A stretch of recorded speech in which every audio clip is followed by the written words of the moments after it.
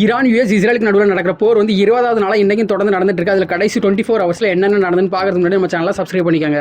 ஆமாங்க, என்னன்னு பாத்தீங்கன்னா நேத்து நைட்டு ஈரான் வந்து அவங்க ட்ரோனை யூஸ் பண்ணி சவுதி அரேபியாலே இருக்கிற ஒரு மிகப்பெரிய எல்பிஜி பிளான்ட்டை வந்து அட்டாக் பண்ணிருக்காங்க. இதுக்கு சவுதி அரேபியா என்ன மாதிரி ரிப்ளை கொடுத்திருக்காங்க அப்படின்னு பாத்தீங்கன்னா, ஈரான் மேல எங்களுக்கு கொஞ்ச நஞ்ச நம்பிக்கை இருந்தது, பட் இந்த பிளான்ட் அட்டாக் பண்ணதுல இருந்து எங்களுக்கு ஈரான் மேல இருந்த கொஞ்ச நஞ்ச நம்பிக்கையும் போயிருச்சு அப்படிங்கிற மாதிரி சொல்லியிருக்காங்க. இது கூடவே ஈரான் வந்து இந்த பிளான்ட் அட்டாக் பண்ணதுனால அவங்களுக்கு சரியான பதிலடி கொடுப்போம் அப்படிங்கிற மாதிரி சொல்லியிருக்காங்க சவுதி. இந்த அட்டாக்னால சவுதி அரேபியா வந்து எல்பிஜி ப்ரொடக்ஷன் வந்து இப்போதைக்கு ஸ்டாப் பண்ணி வச்சிருக்காங்க. இப்போ ஈரான் என்ன பிளான் பண்ணிருக்காங்க அப்படின்னு பாத்தீங்கன்னா, ஹெர்மோஸ் அப்படிங்கிற ஒரு ட்ராக் மட்டும் தான் இருக்கு கல்ஃப் கண்ட்ரீஸ் ஆக்சஸ் பண்றதுக்கும் ஆயில் கொண்டு வரதுக்கும். அந்த ட்ராக் யூஸ் பண்றதுக்காக ஈரானுக்கு வந்து 10% டாக்ஸ் கொடுக்கணுமா, அதை வந்து இந்த போர் முடிஞ்சதுக்கு அப்புறம் அந்த பிளானை எக்ஸிக்யூட் பண்ணுவோம் அப்படிங்கிற மாதிரி சொல்றாங்க. இதுக்கெல்லாம் மேல இன்னைக்கு சைனாக்கு ஆயில் கொண்டு போயிட்டு இருந்த ரஷ்யாவோட ஆயில் ஷிப் வந்து யூ டர்ன் எடுத்து இந்தியா பக்கமா வர ஆரம்பிச்சிட்டாங்க.